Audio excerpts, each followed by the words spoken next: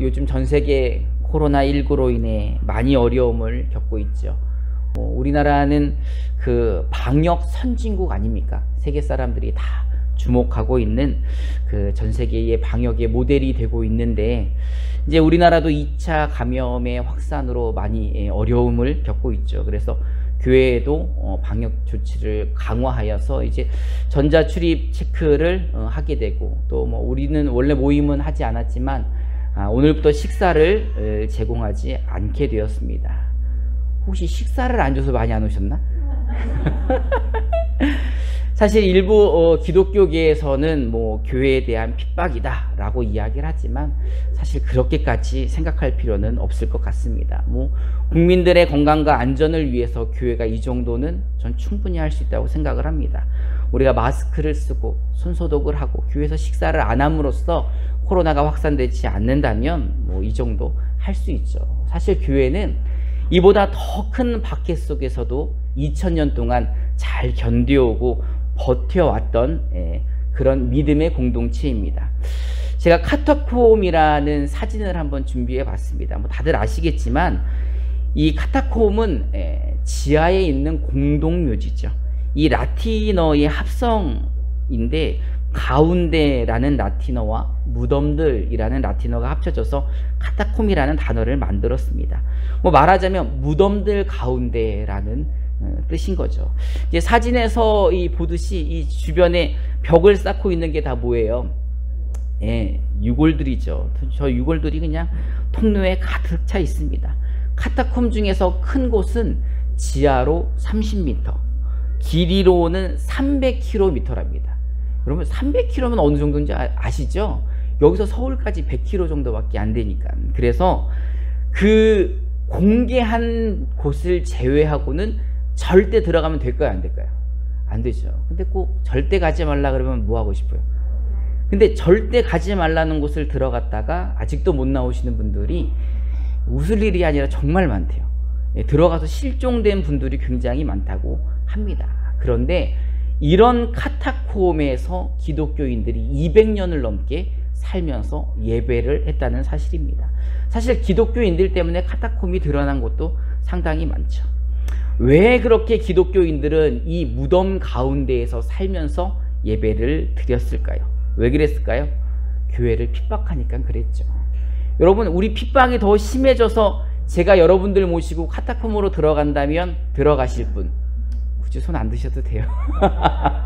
우리는 없을 것 같아요. 세상에 무덤, 아니 공동묘지에서 진달래공원에서 예배를 드린다 그래도 가기가 싫은데 이 지하 무덤 속에까지 들어가면서 예배를 드려야 했던가. 로마의 5대 황제 네로가 있습니다. 여러분 네로 황제 다 아시죠? 너무 유명해요. 이 사람은 왜 유명할까요? 못되고 정신이 나간 사람 같아요. 자기 의붓 동생을 죽여서 왕 위에 올랐습니다. 뭐 그 정도야 누구나 있죠.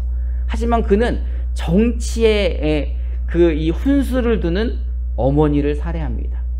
뿐만 아니라 간섭하려고 하는 아내도 살해를 합니다.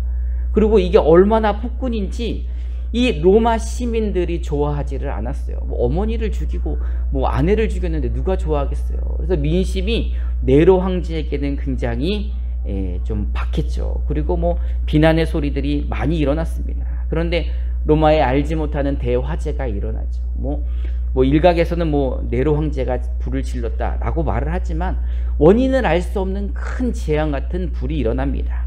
이때 네로 황제는 이 자신들을 비난하는 시민들의 관심을 돌리기 위해 이 대화재를 누가 일으켰다고 합니까? 기독교인들이 했다고 이야기를 하는 거예요. 그때부터 로마 이 네로 황제의 대학살이 시작이 됩니다. 어마어마하게 많은 기독교인들이 잡혀가서 죽게 되었고, 이때 죽고 순교하셨던 분들 중에 우리가 알만한 분들은 베드로 사도도 있고 사도 바울도 이때 순교를 당하셨습니다. 이때가 AD 64년이었으니까 이 종교의 자유가 보장되었던 313년 그 밀라노 칙령이 있기까지 건 200년이 넘도록 이 카타콤에 숨어서 살았다는 겁니다. 카타콤에 숨어서 예배하는 게 낫습니까? 마스크 쓰고 찬양하는 게 낫습니까?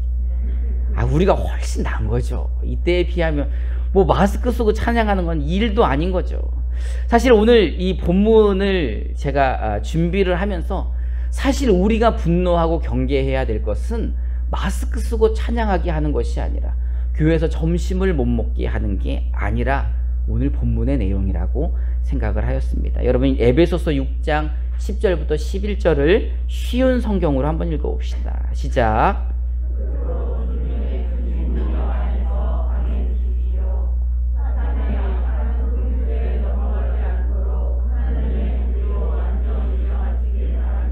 사도 바울은 에베소 성도님들에게 주님의 크신 능력으로 강해지라고 말씀하고 있습니다.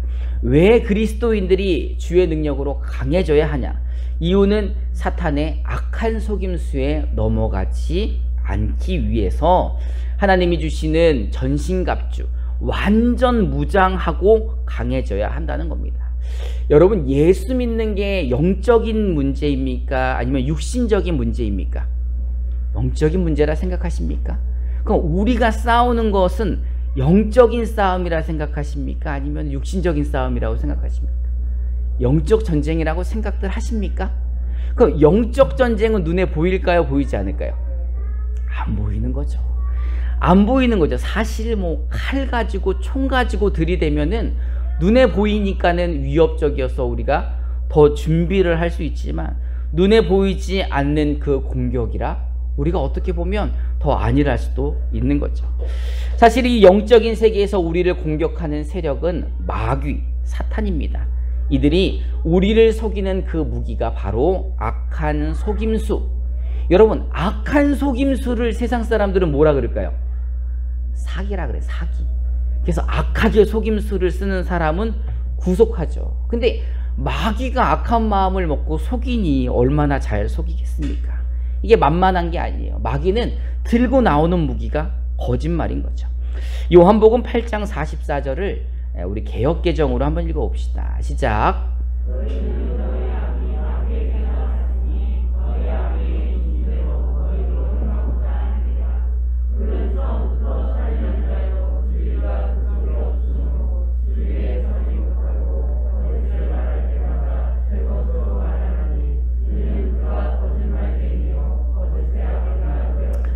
여러분, 사탄의 무기가 뭐라고요? 거짓말을 얼마나 잘하는지 거짓말의 아버지라고 합니다. 그러니 뭐 거짓말의 아버지니 거짓말을 얼마나 잘하겠어요. 그는 처음부터 살인자였고 그는 진리도 없으며 그는 거짓말을 누구 말처럼 해요?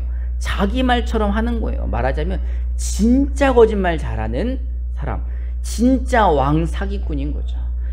여러분, 그 거짓말하는 사람 중에 제일 무서운 사람이 어떤 사람이에요? 그게 거짓말인지 모르고 진짜라고 생각해서 말하는 사람을 이길 수가 없죠. 근데 사탄이 그렇게 한다는 거예요. 자기가 하는 그 거짓말들이 거짓말이 아닌 것처럼 하니까 거짓말의 아버지까지 되는 거죠. 정말 거짓말을 잘한다는 거죠. 여러분, 이 거짓말이 우습게 볼 게 아니라 말 가운데 거짓말이 포함되어 있다는 것을 아는 순간 신뢰가 됩니까? 안 됩니까? 안 되죠. 그러면서부터 그 다음부터 하는 말에 대해서 뭘 가지게 돼요? 의심을 가지게 되는 거죠. 그래서 거짓말은 어떤 상황이든 어떤 사건이든 어떤 사람이든 어떤 말이든 간에 그 거짓이라는 게 포함이 되면서부터 의심이 싹트고 신뢰가 생기지 않고 관계를 할 수 없게 되는 것입니다. 이게 바로 마귀의 전략이고 마귀가 가지고 있는 계략인 거죠. 이 모든 것에 거짓이 들어가는 순간 의심이 되고 의심이 되는 순간 마음이 상하는 거죠. 아니, 나한테도 이게 거짓말을 할 수가 있어? 그러면서 관계가 깨어지는 것. 이게 바로 사단이 우리를 향한 공격이고 이게 바로 우리가 해야 될 영적 전쟁이라는 겁니다. 마귀가 막 핵폭탄을 쏘는 게 아니라 살살 뭐 하는 거예요? 거짓말 하는 거예요. 거짓말. 살살 거짓말해서 우리 사이에 마음에다 뭘 심어 놓는 거예요? 의심을 심어 놓는 거예요. 그래서 의심이 싹트면서부터 마음이 상하고 관계가 깨지는 거죠. 그래서 성도 간에 신뢰하지 못하게 하고 가족 간에 서로 믿지 못하게 하고 뭐 이 의심이 자라면서부터는 관계가 깨어지는 거죠. 마귀는 이 거짓과 의심으로 교회를 회방하고 교회를 공격하고 교회를 무너뜨리려고 합니다. 여러분, 교회 안에 의심이 싹 트면 교회가 무너질까요? 안 무너질까요? 무너지겠죠. 저를 한번 보시면서 의심을 한번 심어보세요. 옆에 분들을 보시면서 의심 한번 심어보세요. 저 마스크 쓴 거 거짓말 아니야? 저 마스크 저 가짜 아니야? 이런 생각이 들면서부터 신뢰가 깨지고 관계가 무너지고 교회가 무너지는 것은 순식간이죠. 그러면 우리는 어떻게 해야 되는가? 에베소서 6장 11절부터 12절을 우리말 성경으로 한번 읽어봅시다. 시작.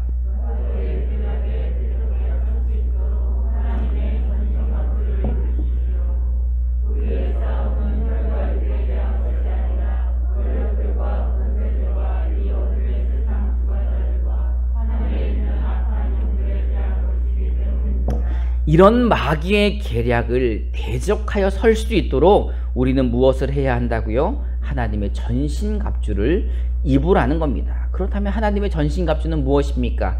우리 에베소서 6장 14절부터 17절을 한번 우리말 성경으로 읽어봅시다. 시작.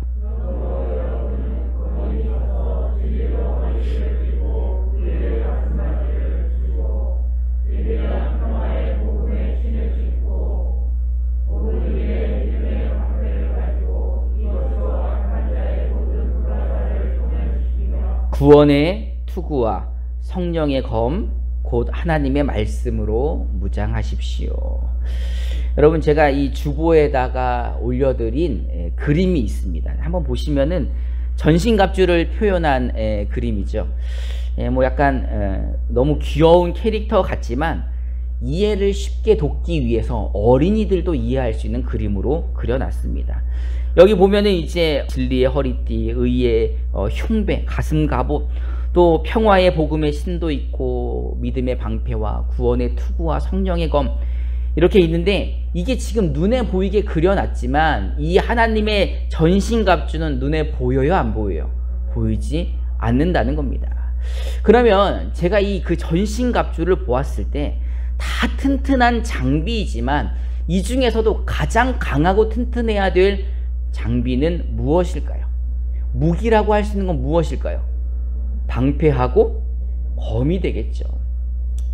여러분, 이게 전투할 때 아무리 좋은 투구를 써도 칼로 투구를 치면은 죽지는 않겠지만 정신을 잃을 수는 있겠죠. 머리가 띵하진 않겠습니까? 그럼 가슴 보호대를 했다고 해서 불화살 100대를 맞으면은 멀쩡할까요? 뭐 죽지는 않겠죠. 여러분, 그 방탄조끼를 입은 사람에게 총을 쏘면 죽어요, 안 죽어요? 안 죽어요, 안 죽어. 안 죽는데 갈비뼈는 부러지죠. 그만큼의 충격이 있다는 거죠. 그러니 이 투구와 갑옷과 이런 것들은 생명을 유지하는 수단이지만 진짜 방패는 모든 것들을 막아주는 거죠. 그래서 말씀에도 이 모든 일에 무슨 방패로? 믿음의 방패를 가지고 이 마귀가 쏘는 불 화살들을 막으라 라고 이야기를 하고 있는 겁니다. 또한 우리가 공격할 수 있는 무기는 뭐가 있어요? 성령의 검, 말씀의 검이 우리에게 주어졌다는 겁니다.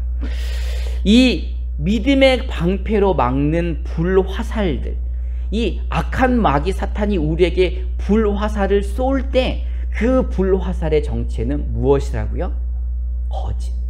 거짓말, 의심하게 만드는 그런 속이고 사기치는 것들을 불 화살로 막 쏘아댈 때 우리는 무슨 방패로 막아야 된다?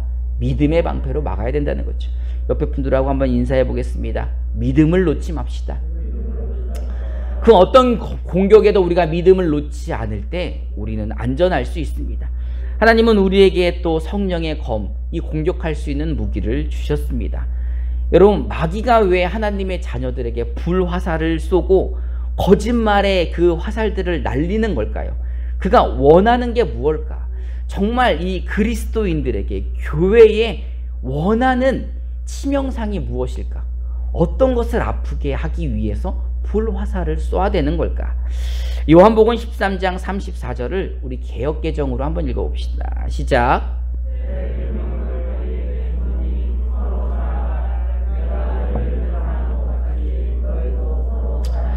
율법을 완성해 주신 예수님께서 우리에게 새로운 계명을 주셨습니다. 그게 뭐라고요? 내가 너희를 사랑한 것 같이 너희도 서로 사랑하라. 여러분, 마귀는 그러면 우리가 뭐하지 못하도록 공격하는 거예요. 서로 뭐하지 못하게, 사랑하지 못하게 뭘 심어놔요? 의심을 심게 하고, 그 의심이 싹이 나게 해서 관계를 깨게 만드는 거고, 관계하지 못하게 하는 거고, 서로 마음 상하고 기분 상하고, 그래서 결국은 뭐하지 못하도록, 서로 사랑하지 못하도록. 우리 옆에 분들하고 한번 인사해 봅시다. 마귀에게 속지 맙시다. 여러분, 마귀에게 속지 마시기 바랍니다. 그러면 하나님께서 우리에게 말씀의 검을 통해서 어떤 공격을 하기를 원하시는가? 마귀가 원하는 게 뭐하지 못하도록, 서로 사랑하지 못하도록 공격을 한다면 우리가 뭐 하면 될까요? 사랑하면 되는 거죠. 그러면 마귀의 공격이 실패하는 거죠. 마귀의 공격이 내가 거짓의 불화살을 그렇게 쌌는데, 내가 그렇게 마음의 의심을 심을 수 있게 상황과 정황을 만들어 놨는데, 이들은 그것을 뭘로 다 막아냈어요? 믿음의 방패로 다 막아내고, 이 나를 뭘로 공격해? 서로 사랑하는 그 사랑의 실천으로 자신을 공격한다면 이 마귀에게 뼈아픈 공격이 되지 않겠습니까? 그렇다면 우리는 뭐 해야 된다고요? 여기서 문제를 하나 드리겠습니다. 하나님의 전신갑주를 입고 마귀의 공격을 믿음의 방패로 막은 후 말씀의 검, 곧 성령의 검으로 공격해야 할 그리스도인의 공격 포인트는 무엇일까요? 보기 중에 고르시는 겁니다. 1번 서로 사기치기, 2번 서로 의심하기, 3번 서로 관심 끄기, 4번 서로 사랑하기. 정답이 뭐예요? 여러분 입으로 말씀하셨죠. 뭐 하라고요? 여러분, 이제 우리가 그것을 안다면, 오늘 깨달았다면 여러분 서로 사랑하시기 바랍니다. 우리가 서로 사랑할 때 정말 마귀에게 뼈 때리는 공격을 하는 거죠. 너무 마귀가 아파하는 거예요. 내가 그렇게 거짓으로 공격을 했는데, 거짓의 불 화살들을 날렸는데 이것들이 믿음으로 맞고 서로 사랑함으로 나를 공격한다면 뭐 이 마귀가 더 이상 공격할 수 없는 거죠. 이제 뭐 하자고요? 우리 옆에 분들하고 한번 더 인사해 봅시다. 이제 서로 사랑합시다. 여러분, 서로 사랑하자 그럴 때는 뭘 펴야 돼요? 얼굴을 펴야 되잖아요. 여러분, 얼굴 피시고 한 번 더 옆에 분들한테 서로 사랑합시다. 여러분, 이제 우리 서로 사랑하시기 바랍니다. 그런데 문제가 뭐예요? 예수님이 우리를 사랑하신 것처럼 우리가 사랑하기가 쉽지가 않은 거죠. 그러니 누가 도와주셔야만 됩니까? 성령이 도와주셔야 됩니다. 성령이 이걸 도와주시려고 우리 안에 있는 거예요. 우리가 예수님처럼 사랑할 수 없기에 성령이 우리를 도와주시는 겁니다. 그러면 우리가 서로 사랑하려면 누구의 도움을 받아야 된다고요? 성령의 도움을 받아야죠. 그럼 우리가 성령님께 어떻게 얘기해야 될까요? 저 성령님, 제가 드릴 말씀이 좀 있는데 제가 서로 사랑하기가 조금 어려운 거, 이렇게 막 장황하게 얘기하지 않아도 되죠. 성령님이 어디 계시니까, 여러분 안에 계시니까 단도직입적으로 얘기하세요. 성령님, 나 좀 도와주세요. 내가 서로 사랑할 수 있도록 도와주세요. 내가 사랑의 열매를 맺을 수 있도록 도와주십시오. 그럼 도와줄까요? 안 도와줄까요? 도와주려고 오신 성령이기에 나를 도와주신다는 겁니다. 여러분, 성령의 첫 번째 열매가 뭡니까? 사랑 아니에요? 사랑. 그럼 성령의 열매를 맺는 비결이 뭐예요? 성령의 열매가 어떻게 할 때 성령의 열매가 맺어지는 거예요? 성령이 충만할 때, 성령이 가득할 때 성령의 열매들이 맺어지는데, 첫 번째 맺어지는 열매가 사랑인 거죠. 그러니 우리가 이 성령의 열매인 사랑의 열매를 맺기 위해, 서로 사랑하라는 그 열매를 맺기 위해 우리가 해야 될 것은 뭘까요? 성령 충만함. 성령의 도움을 받아 성령에 충만할 때 우리가 서로 사랑할 수 있는 겁니다. 그러기 위해 우리가 오늘 이 자리에 모였잖아요. 나라에서 코로나 때문에 교회 가면 밥 안 줘. 교회 갈 때 마스크 쓰고 해야 돼. 찬양도 마스크 쓰고 하고, 기도도 마스크 쓰고 하고, 큰 소리로 기도하지 말고. 그렇게 할 것 같으면 뭐하러 교회 나와요? TV 보면서 예배드리지. 하지만 여러분들이 그런 가운데에서도 불편한데 앞에서 전자체크하고 이름 쓰고 열 재고 그러면서도 나온 이유는 우리가 이 성령의 도움을 받아 성령의 충만함을 입어 서로 사랑하기 위해 이 자리에 나와 예배드리는 겁니다. 하나님께 기도하고 하나님께 찬송하고 그 말씀을 듣고 그 말씀대로 행하기 위해서 이 자리에 나온 겁니다. 우리는 그 믿음이 있기에 그 믿음의 방패를 가지고 이 자리에 온 겁니다. 그러니 코로나19로 조금 마음이 불편하셔도, 교회에서 함께 식사하지 못해서 마음이 좀 상하셔도, 마음에 들지 않아도 이제 우리 성령 충만하기 위해서 여러분 기도를 멈추지 마시기 바랍니다. 여러분 조금 어려우시더라고, 마음에 의심이 생기고 아이고 임마누엘 교회에 코로나 환자들이 있는 거 아니야? 라는 생각이 들 때 믿음의 방패를 드시고 성령의 검으로 여러분 서로 사랑하기 위해 우리 함께 예배하고 마귀의 공격에 날마다 승리하시기를 주님의 이름으로 축원합니다. 이 시간에는 우리가 찬송하고 결단하는 시간을 하려고 합니다. 우리 이제 역전되리라 라는 찬양을 하면서 우리 함께 결단하는 시간을 갖도록 하겠습니다.